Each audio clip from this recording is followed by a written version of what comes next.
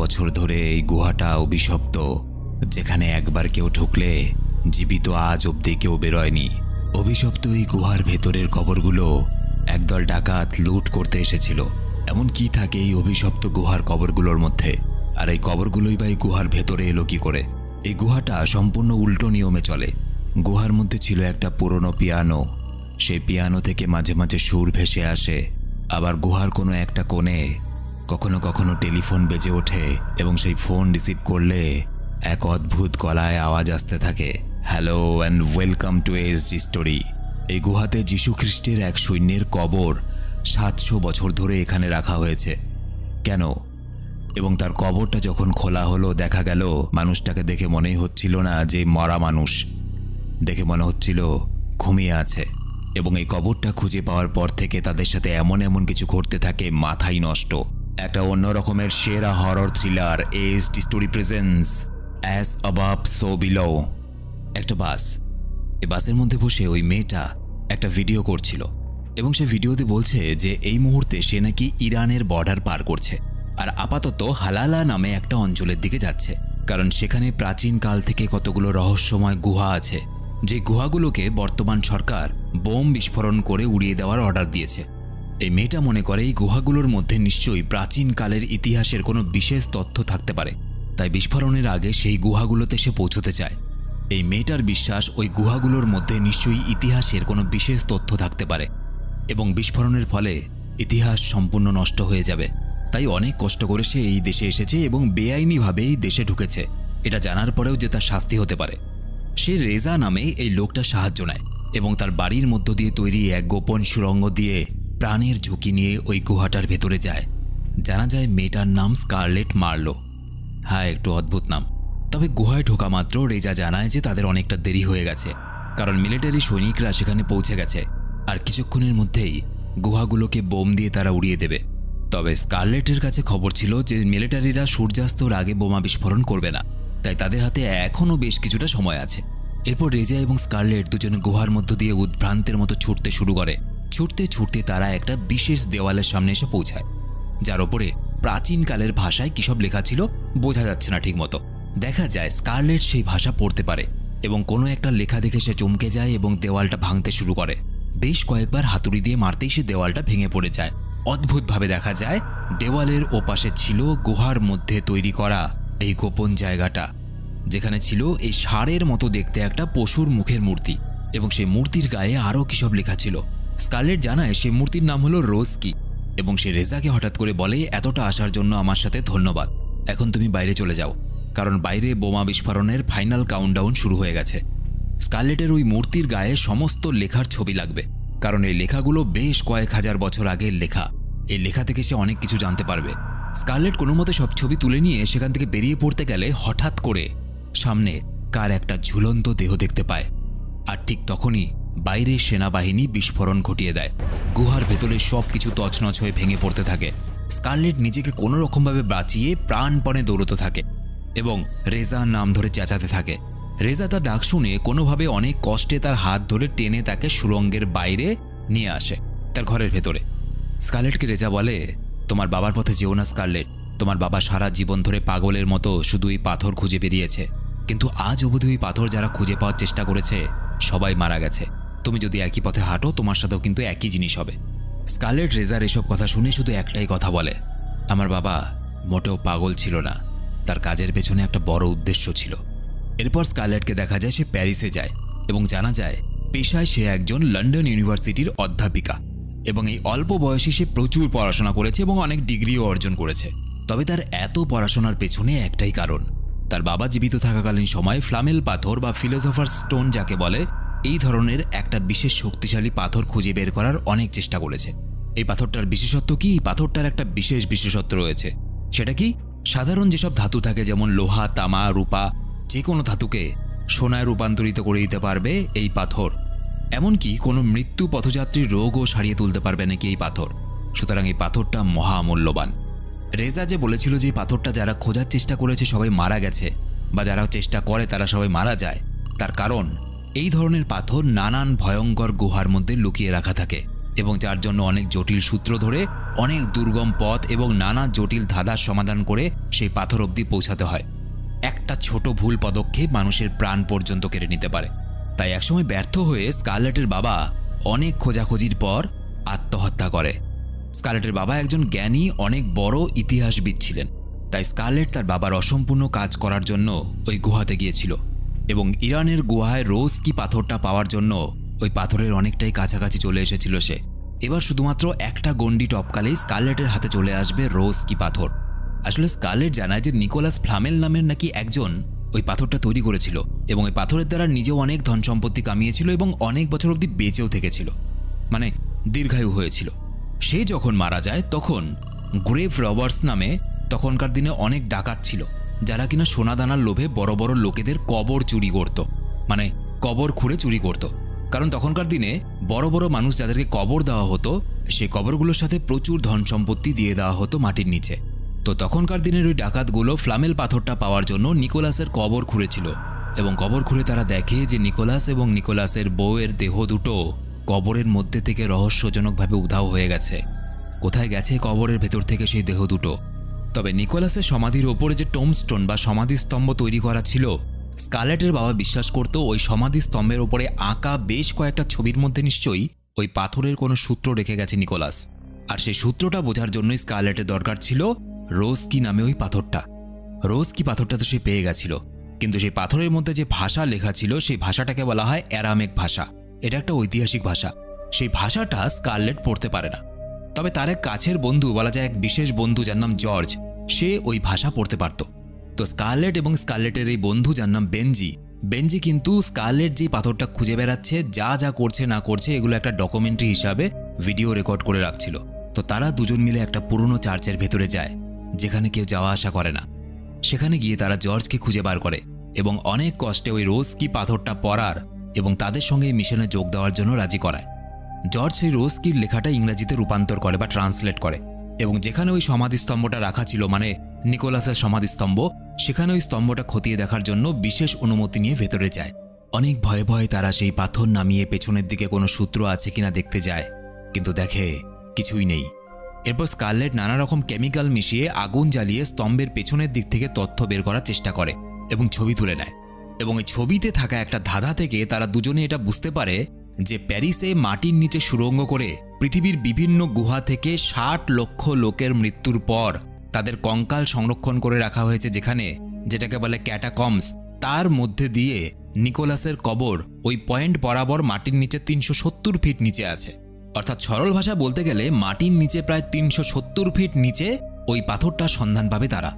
তবে সমস্যা হলো মাটির এতটা নিচে তারা কি করে যাবে, সেটা খতিয়ে দেখার জন্য তারা একদিন যারা কিনা বিভিন্ন ট্যুরিস্ট বা পর্যটকদের মাটির নিচে কঙ্কাল দেখাতে নিয়ে যায় সুড়ঙ্গের মধ্য দিয়ে, তাদের সাথে বেনজি আর স্কারলেট যায়। কিন্তু নিকোলাসের কবর যেখানে রাখা হয়েছে সেখানে অবধি পৌঁছতে গেলে তাদেরকে ওই জায়গার মধ্য দিয়ে যেতে হবে যেখানে বিভিন্ন মৃত মানুষের হাড় কঙ্কালগুলো আছে। সুড়ঙ্গ সরু, কারোর প্রবেশ নিষেধ। কিন্তু ঠিক তখনই পাশ থেকে হঠাৎ একটা ছেলে আসে। সে বলে লে শোকেস নামের একটা ক্লাবে প্যাফন নামে একটা ছেলে থাকে, যে কিনা বেআইনিভাবে এইসব নিষিদ্ধ জায়গায় মানুষদেরকে নিয়ে যেতে পারবে। এটা শোনা মাত্র স্কারলেট, জর্জ আর বেনজি সেই ক্লাবে যায়। পাপিহনকে খুঁজে বের করার জন্য ক্লাবের মধ্যে লোকজনকে গুপ্তধনের লোভও দেখায় তারা। তবে জর্জ বেঁকে বসে, সে কিছুতেই গুহায় যেতে রাজি নয়, কারণ অনেক ছোটবেলায় তার কোনো এক ভাই গুহার ভেতরে গিয়েছিল এবং জলে ডুবে মারা গেছে। সে বলে এই ধরনের গুহার দুনিয়া কিন্তু অত্যন্ত ভয়ানক দুনিয়া, পৃথিবীর থেকে সম্পূর্ণ আলাদা, ওখানে প্রতি পদে মৃত্যু অপেক্ষা করছে। তবে স্কারলেট একসময় জর্জকে মানিয়ে নেয়। পরের দিন দেখা যায় স্কারলেট, জর্জ, বেনজি, প্যাপাহিন, সুকিজ আর জেড, আরও দুজন মানুষ, এরা সবাই মিলে রওনা দেয় সেই গুহার উদ্দেশ্যে। কোনো বেআইনি জায়গায় প্রবেশ করতে গেলে পুলিশের ভয় থাকেই, তাই তারা গাড়ি করে খানিকটা পথ যায় এবং তারপর পুলিশের চোখে ধুলো দিয়ে এমন একটা জায়গায় যায় যেখানে বিশেষ লোকজন যাওয়া আসা করে না। এরপর জঙ্গলের মধ্য দিয়ে খানিকটা গিয়ে একটা রেল লাইনের ওপর দিক দিয়ে আরও খানিকটা যাওয়ার পর তারা একটা অন্ধকার গুহার সামনে এসে পৌঁছায়। তারা সবাই মাথার মধ্যে এক ধরনের বিশেষ ব্যান্ড পরে নেয় যাতে লাগানো আছে আলো আর ক্যামেরা, যাতে তারা গুহায় গিয়ে কি করছে সেই সব কিছু বেনজির ডকুমেন্টারির জন্য ক্যামেরায় রেকর্ড করা যায়। এবং ওরা জানতও না যে এখান থেকেই শুরু হয় এই কাহিনীর আসল মৃত্যুর সাথে খেলা। গুহায় ঢুকে খানিকটা হাঁটার পর তারা এরকম একটা সরু সুড়ঙ্গের সামনে এসে দাঁড়ায়, যেটা দিয়ে গেলে তারা ওই কাটাকম্বসের নিকোলাসের কবরের নিচে হাড়ের মধ্য দিয়ে যে সুড়ঙ্গটা গেছে সেখানে পৌঁছতে পারবে। তবে সমস্যার ব্যাপার হলো এই ধরনের গুহাগুলো সাধারণত জলে ভরা থাকে, তাই তাদেরকে জলের উপর দিক দিয়ে হেঁটে যেতে হয় বেশ খানিকটা পথ। এরপর তারা ফাইনালি সেই কঙ্কালের হাড়ের মধ্য দিয়ে তৈরি সুড়ঙ্গের সামনে এসে পৌঁছায়।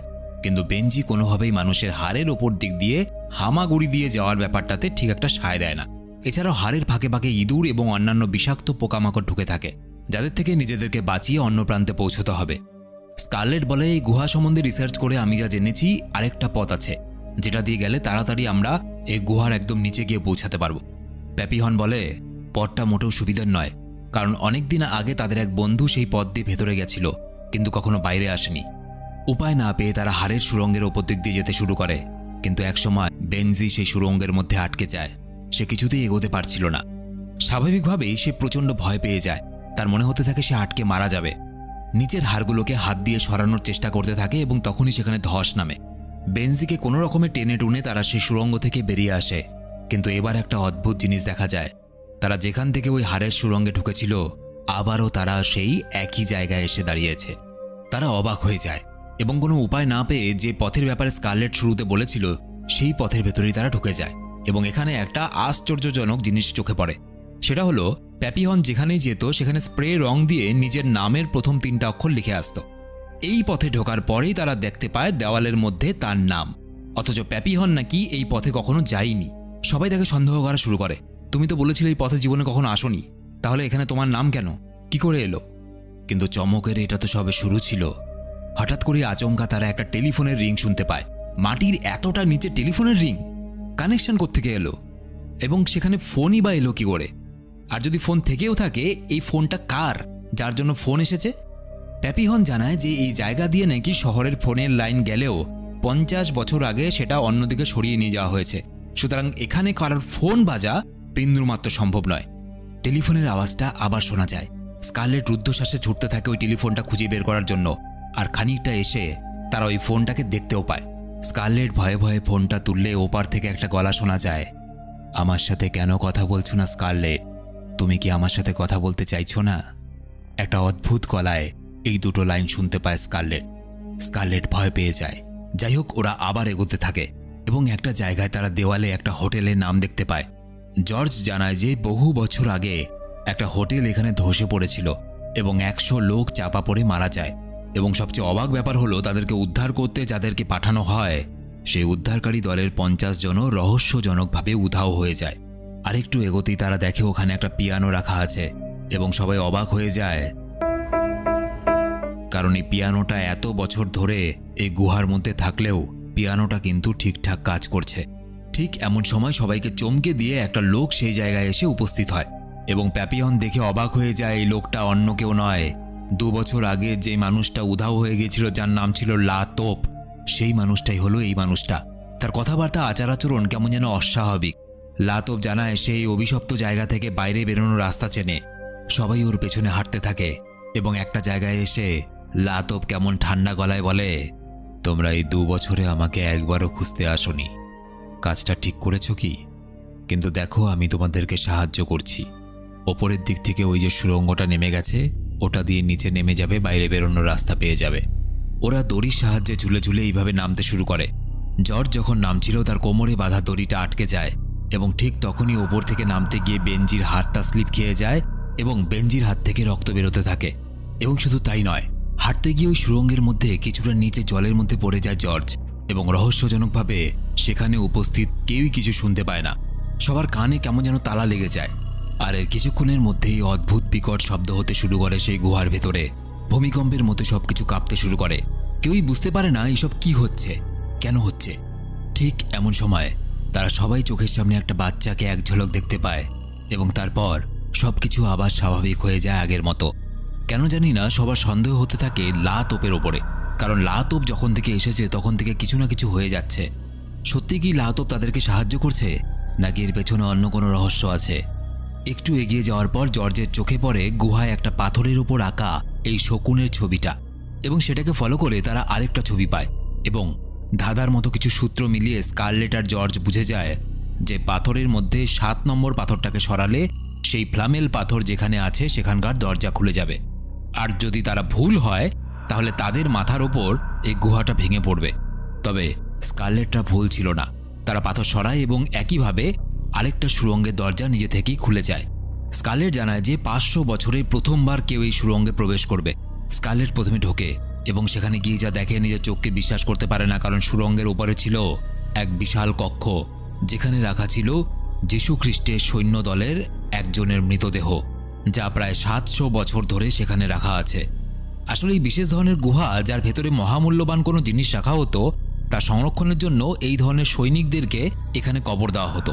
তবে অবাক করার মতো বিষয় এই যে 700 বছর ধরে এই সৈনিকটাকে এখানে কবর দেওয়ার পরেও দেহটা কিন্তু ঠিক আগের মতোই আছে। দেখে বোঝাই যায় না যে লোকটা কি আদৌ মৃত নাকি ঘুমিয়ে আছে। শরীরে এক ফোঁটাও পচন ধরেনি। তবে ধাঁধার মধ্যে লেখা ছিল, এক ডানা খোলা শকুন দেখাবে পথ, দেবে আলোর দিশা অন্ধকার কোনো দিনে। স্কারলেট এবার সবাইকে মাথায় লাগানো টর্চটা বন্ধ করে দিতে বলে এবং সামনে একটা জলের মতো কুয়া ছিল, সেখান থেকে একটা আলোর ছটা আসতে দেখতে পায় স্কারলেট। সে কোনো কিছু না ভেবে সেই আলো ফলো করে জলের মধ্যে ঝাঁপিয়ে পড়ে এবং দেখে সামনে ওই রকম আলগাভাবে একটার পর একটা পাথর সাজানো। একটু ধাক্কা দিতেই পাথরগুলো সরে যায় এবং স্কারলেট এই জায়গায় এসে পৌঁছায়, যেখানে তার সামনে পড়ে আছে অনেক সোনাদানা, আর তার সামনে ক্রমাগত জ্বলছে আগুন।